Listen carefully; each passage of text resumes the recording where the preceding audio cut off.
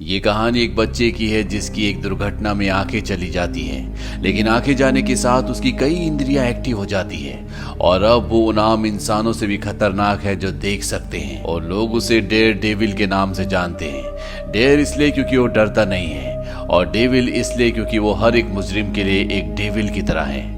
Bollywood silver screen presenting daredevil. इस कहानी की शुरुआत में एक नकाबपोश को दिखाया जाता है जो बहुत बुरी तरह जख्मी होता है। तभी वहां पर चर्च के फादर आते हैं और वो उसे कहते कि मैथ्यू ये पी लो, और मैथ्यू की अंतरात्मा से आवाज आती है कि जब इंसान मर रहा होता है तो उसे अपनी बीती जिंदगी की झलक दिखाई देती है और यहाँ से कहानी फ्लैशबैक में चली जाती है जहाँ पर मैथ्यू एक बच्चा है, जहाँ पर बहुत सारे बच्चे उसे परेशान कर रहे होते हैं। वो मैथ्यू को मारते हैं और इसके बाद मैथ्यू अपने घर जाता है जहाँ पर उसके पिता होते हैं। दरअसल उसके पिता कभी बहुत बड़े बॉक्सर थे, लेकिन अब वो बॉक्सिंग छोड़ चुके हैं। और जब मैथ्यू के पिता मैथ्यू को देखते हैं तो वो कहते हैं कि मैंने तुम्हें लड़ाई करने से मना किया था ना। दरअसल उसके चेहरे पर चोट होती है। मैथ्यू कहता है कि मुझे पता है कि आप फैलन के लिए काम करते हैं। फैलन वो इंसान है जो सारे इलीगल काम करता है। मैथ्यू के डैड मैथ्यू से बहुत प्यार करते हैं। वो उसे कहते हैं कि अगर मैं फैलन के लिए काम करता तो क्या डॉग पे मैं डबल शिफ्ट करता। तुम्हें इन सब चीजों पर ध्यान नहीं देना क्योंकि मैं नहीं चाहता कि तुम मेरी तरह बनो, तुम्हें एक डॉक्टर या लॉयर बनना है। मैथ्यू कहता है कि हाँ डैड, मैं ऐसा ही करूंगा। और अगले दिन जब मैथ्यू अपनी मार्कशीट लेकर एक शॉर्टकट रास्ते से अपने डैड के पास आ रहा होता है, तभी वो देखता है कि उसके डैड एक आदमी को मार रहे होते हैं। मैथ्यू समझ जाता है कि उसके डैड ने उससे झूठ कहा, वो अभी भी फैलन के लिए काम करते हैं। मैथ्यू ये सब देखने के बाद वहां से भाग जाता है। यहाँ डॉग पर बहुत सारा केमिकल आया होता है और जब मैथ्यू भाग रहा होता है उसके सामने एक केमिकल की ट्रॉली आती है और जब मैथ्यू उसके सामने आता है तो ड्राइवर को ब्रेक मारनी पड़ती है, जिसकी वजह से उस ट्रॉली के आगे जो शार्प रॉड्स होती है वो एक केमिकल के ड्रम से टकराती है और बहुत सारा केमिकल मैथ्यू की आंखों के अंदर चला जाता है, जिस वजह से उसकी आंखों की रोशनी हमेशा के लिए चली जाती है।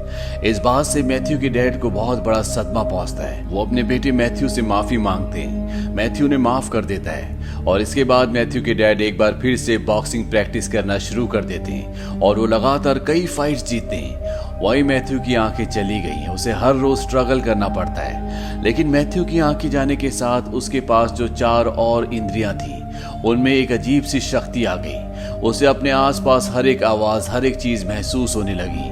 हालांकि वो आंखों से नहीं देख सकता, लेकिन वो अपने पास चलने वाली चींटी की आवाज भी सुन सकता है। साथ ही साथ उसकी बॉडी में गजब का बैलेंस आ जाता है और एक बार फिर से वही बच्चे जो हमेशा मैथ्यू को चिढ़ाया करते थे, उसे परेशान करते थे, वो दोबारा उसके पास आते हैं। लेकिन इस बार मैथ्यू उन सबको सबक सिखाता है। साथ ही साथ मैथ्यू लगातार प्रैक्टिस से अपने दिल से हमेशा के लिए डर निकाल देता है। वो बड़ी बड़ी बिल्डिंगों के आसपास कलाबाजियां करता है।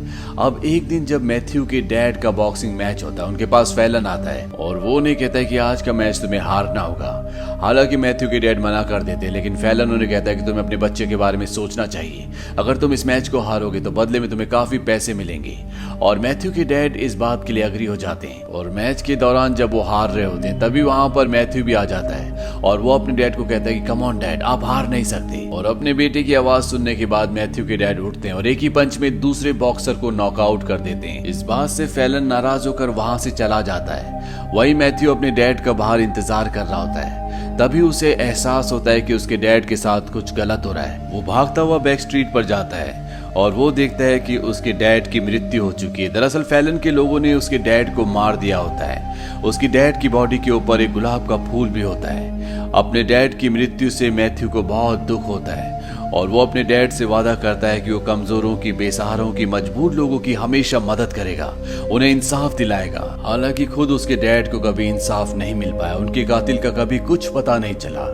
अब कई साल बीत जाते हैं और मैथ्यू एक वकील बन चुका है। वो एक रेप केस लड़ रहा होता है जिसमें एक बार टेंडर का किसी ने रेप किया होता है, लेकिन वो आदमी जिसने रेप किया है वो महंगे वकील हायर करके साथ ही साथ झूठे गवाह पेश कर कर इस केस से बच जाता है। मैथ्यू से कहता है कि अच्छा हो कि इंसाफ यहीं पर हो जाए।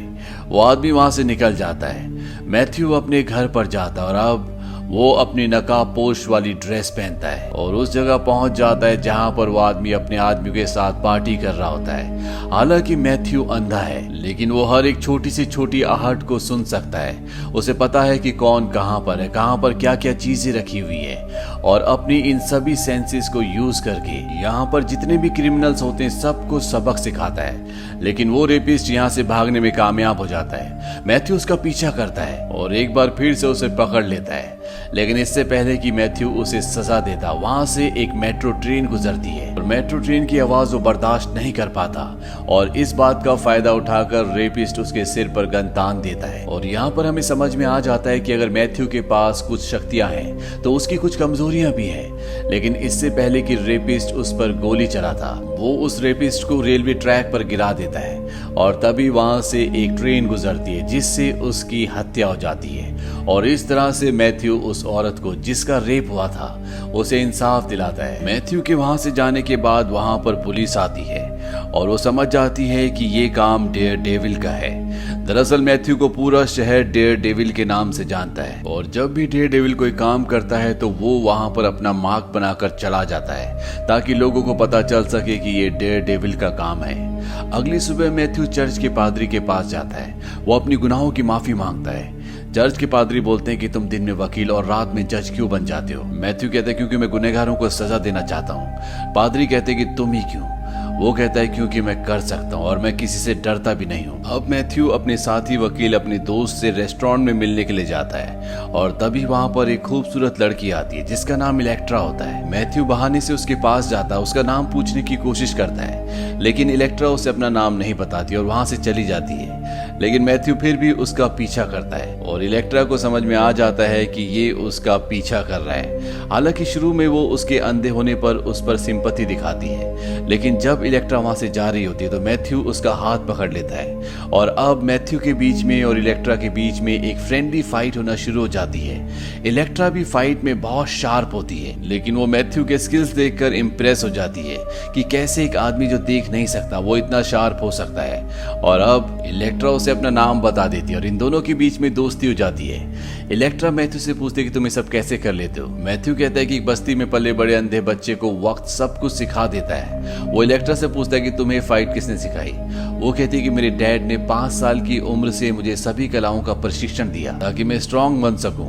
वहीं इलेक्ट्रा के डैड को दिखाया जाता है कि जो एक बहुत बड़े बिजनेसमैन है और उनके सामने एक और बिजनेसमैन बैठा होता है जिसका नाम विल्सन फिस्क है और ये वही आदमी होता है जिसके लिए आज से सालों पहले मैथ्यू के डैड काम किया करते थे। यानी कि ये फैल्कन का भी बॉस होता है जिसने मैथ्यू के डैड को बॉक्सिंग मैच हारने के लिए कहा था। और अब इलेक्ट्रा के डैड विल्सन के साथ अपने सभी तरह के बिजनेस ताल्लुक को खत्म करना चाहते हैं क्योंकि आजकल पुलिस और प्रेस वाले किंग पिन के बारे में बहुत पूछताछ कर रहे होते हैं और किंग पिन और कोई नहीं बल्कि खुद विल्सन होता है। लेकिन ये बात दुनिया को नहीं पता। इलेक्ट्रा के डैड विल्सन से कहते हैं कि मैं तुमसे हर तरह के बिजनेस ताल्लुक खत्म कर चुका हूँ। विल्सन यानी कि किंग पिन वहां से निकल जाता है और वो अपने आदमी से कहता है कि बुलसाई को बुलाओ जो कि एक हिटमैन है। हिटमैन उसे कहा जाता है जो पैसों के लिए लोगों को मारता है।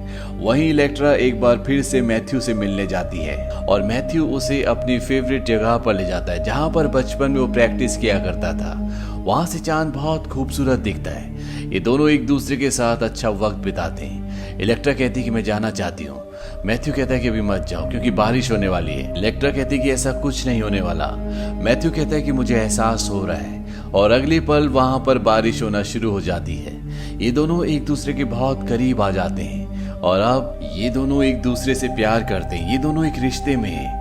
इसके बाद मैथ्यू इलेक्ट्रा के डैड की एक पार्टी में जाता है क्योंकि उसे इनविटेशन आया होता है और वहां पर वो विल्सन से भी मिलता है। लेकिन मैथ्यू को पता है कि विल्सन कोई भी अच्छा काम नहीं करता, लेकिन उसे ये नहीं पता कि शहर का सबसे बड़ा क्रिमिनल जिसे किंग पिन के नाम से जाना जाता है वो और कोई नहीं बल्कि खुद विल्सन है। अब मैथ्यू इलेक्ट्रा से मिलता है और ये दोनों एक दूसरे के साथ डांस करते हैं। इलेक्ट्रा बहुत खुश होती है और तभी विल्सन इलेक्ट्रा के डैड के पास जाता है और वो कहता है कि तुम्हारी बेटी बहुत खुश है। इसकी मॉम की मौत के बाद ये आज मुझे पहली बार खुश दिखी है। इसकी मॉम का कत्ल हो गया था, वो भी इसकी आंखों के सामने।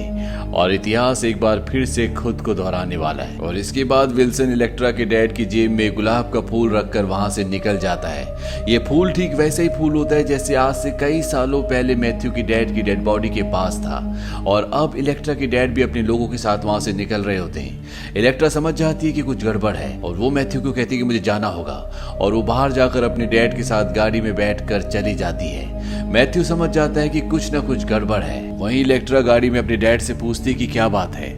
उसके डैड कहते कि मैं तुम्हें सब कुछ सच नहीं बता सकता, बस इतना समझ लो कि आज रात को न्यूयॉर्क शहर खतरे में है। और तभी इलेक्ट्रा गाड़ी से बाहर देखती है और वो देखती है कि बिल्डिंग की छत पर कोई भाग रहा है, और ये और कोई नहीं बल्कि डेड डेविल होता है, यानी कि ये मैथ्यू है। यहाँ पर एक और आदमी इनकी गाड़ी का पीछा कर रहा होता है जो मोटरसाइकिल पर होता है, और ये और कोई नहीं बल्कि बुल्साई है जिसे विल्सन ने हायर किया है, जो कि हिटमैन है। और ये दिमागी रूप से पूरी तरह से अनस्टेबल है। ये लोगों को मारने से पहले सोचता भी नहीं है, और इसका निशाना इतना शार्प होता है कि कभी भी नहीं चूकता। इसके पास इसका सबसे बड़ा हथियार इसकी ब्लेड्स होती है जो ये दूर से फेंककर इंसान को मार देता है। और अब ये चलती मोटरसाइकिल से 2 ब्लेड्स फेंकता है जो एक इलेक्ट्रा के ड्राइवर को और दूसरा उनके बॉडीगार्ड को लगते हैं। उनकी गाड़ी का एक्सीडेंट हो जाता है, और इससे पहले कि वो इलेक्ट्रा के डैड को भी मारता, वहां पर डेयर डेविल यानी कि मैथ्यू आ जाता है जिसने नकाब पहना होता है। बुल्साई उसकी तरफ अपने ब्लेड फेंकता है, लेकिन डेयर डेविल अपने आप को बचा लेता है।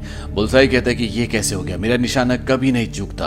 और इसके बाद वो मोटरसाइकिल लेकर डेयर डेविल की तरफ बढ़ना शुरू करता है। डेयर डेविल भी उसकी तरफ भागता है और वो उसे किक मारकर मोटरसाइकिल से नीचे गिरा देता है। लेकिन डेयर डेविल देखता है कि उसकी स्टिक, जो कि उसका हथियार है, वो बुल्साई के हाथ में है, और वो स्टिक इलेक्ट्रा के डैड की तरफ फेंकता है। डेयर डेविल उछलकर उसे रोकने की कोशिश भी करता है, लेकिन तभी एक ब्लास्ट होता है जिसकी वजह से वो डिस्ट्रैक्ट हो जाता है, और वो स्टिक सीधा इलेक्ट्रा के डैड के सीने में जाकर गड़ जाती है। बुल्साई कहता है मैंने कहा था ना कि मेरा निशाना कभी नहीं चूकता, और वो वहां से निकल जाता है।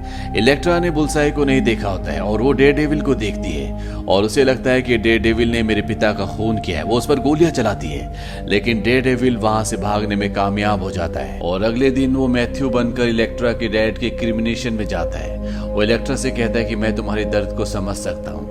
इलेक्ट्रा कहती है कि तुम मेरे दर्द को नहीं समझ सकते, मैं बदला लूंगी। मैथ्यू से समझाने की कोशिश करता है कि तुम्हें बदले से कुछ नहीं मिलेगा, लेकिन इलेक्ट्रा उसकी बात नहीं सुनती और वो वहां से चली जाती है।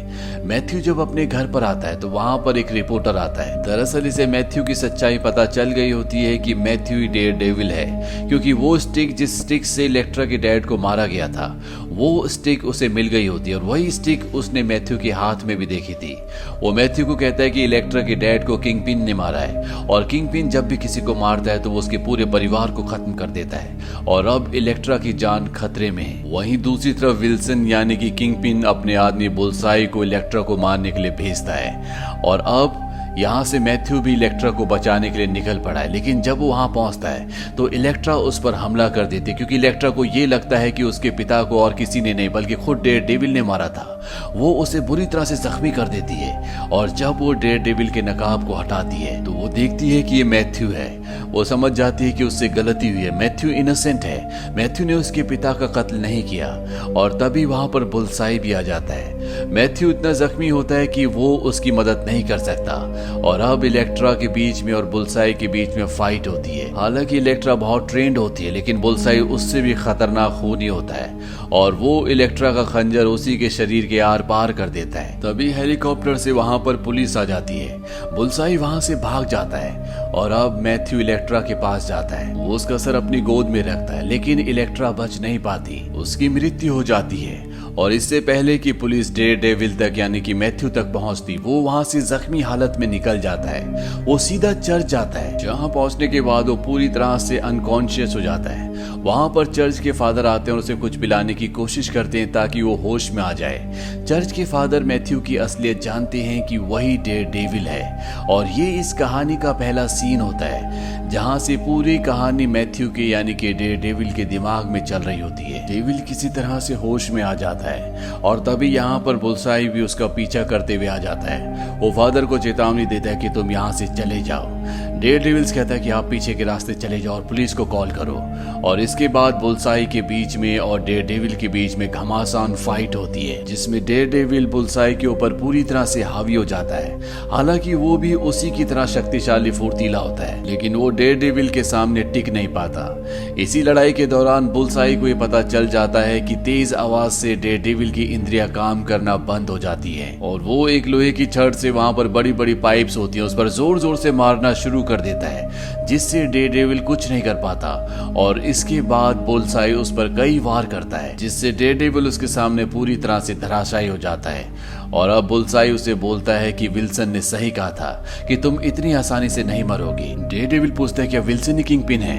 वो कहता है कि हाँ, विल्सन ही किंगपिन है। उसी का तरीका है लोगों को लाल गुलाब देकर मारना। और यहाँ पर डेयरडेविल को अपने बचपन की वो याद आती है जब वो अपने पिता की डेड बॉडी के पास गया था और वहां पर गुलाब का फूल था, और वो समझ जाता है कि किंगपिन ने ही उसके डैड को मारा था। इसके बाद बुलसाई उस छड़ से जो उसके हाथ में होती है उसे मारने वाला होता है, लेकिन वो उसके हाथ पकड़ लेता है और तभी उसे एहसास होता है कि पीछे से पुलिस ने गोली चलाई है। लेकिन इससे पहले कि गोली उसे लगती वो हट जाता है और गोली डेयरडेविल के हाथों के आर पार हो जाती है। जो हाथ उसकी शक्ति थे अब वो किसी काम के नहीं रहे। डेयरडेविल उसे ऊपर से नीचे फेंक देता है, वो सीधा गाड़ी के ऊपर गिरता है, पर वो अब भी जिंदा होता है। पुलिस उसे अपनी गिरफ्त में ले लेती है और डेयरडेविल यहाँ से सीधा किंगपिन यानी कि विल्सन के पास जाता है। वो कहता है मुझे तुम्हारी सच्चाई का पता चल चुका है। किंगपिन अपने आप में बहुत शक्तिशाली होता है और इसके बाद डेयरडेविल के बीच में और किंगपिन के बीच में घमासान युद्ध होता है, लेकिन डेयरडेविल से वो जीत नहीं पाता और वो उसके सामने घुटनों पर होता है। ये वही इंसान है जिसने उसकी गर्लफ्रेंड के पिता को मारा, जिसने उसकी गर्लफ्रेंड को मारा और यहाँ तक कि उसके पिता का भी कत्ल इसी ने किया, लेकिन वो उसे मारता नहीं है। वो कहता है कि मैं कोई हत्यारा नहीं हूँ। और तभी पुलिस के सायरन की आवाज आती है।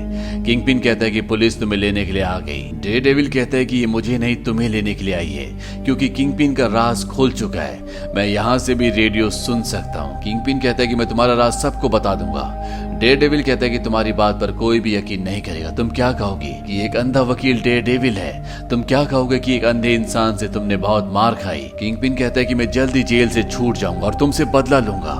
वो कहता है कि मैं तुम्हारे जेल से छूटने का इंतजार करूंगा और डेयरडेविल वहां से चला जाता है। दरअसल डेयरडेविल ने उसे इसलिए नहीं मारा होता क्योंकि वो खूनी नहीं बनना चाहता था, क्योंकि बदला कभी सुकून नहीं लाता। और अंत में ये दिखाया जाता है कि डेयरडेविल आज भी अंधेरी रातों में छतों में इस शहर से जुर्म को मिटाने के लिए घूमता रहता है। और बुलसाई जो कि हॉस्पिटल में है, जो कि डेयरडेविल से बदला लेना चाहता है, उसकी हड्डियों के कई टुकड़े हो चुके हैं, उसके पूरे शरीर पर प्लास्टर्स होते हैं। और तभी उसकी आंखों के सामने एक मक्खी आती है जो उसे परेशान कर रही होती है। वो वहां से एक सिरिंज उठाता है और सीधा मक्खी पर निशाना लगता है, जिससे मक्खी मर जाती है। यानी कि आज भी उसका निशाना उतना ही सधा हुआ है, बस उसे इंतजार है तो यहाँ से निकलने का।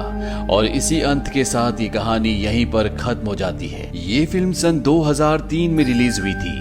IMDb पर इसकी रेटिंग है 5.3। इस फिल्म का बजट था $78 मिलियन और बॉक्स ऑफिस पर इसने कमाई की थी $180 मिलियन की।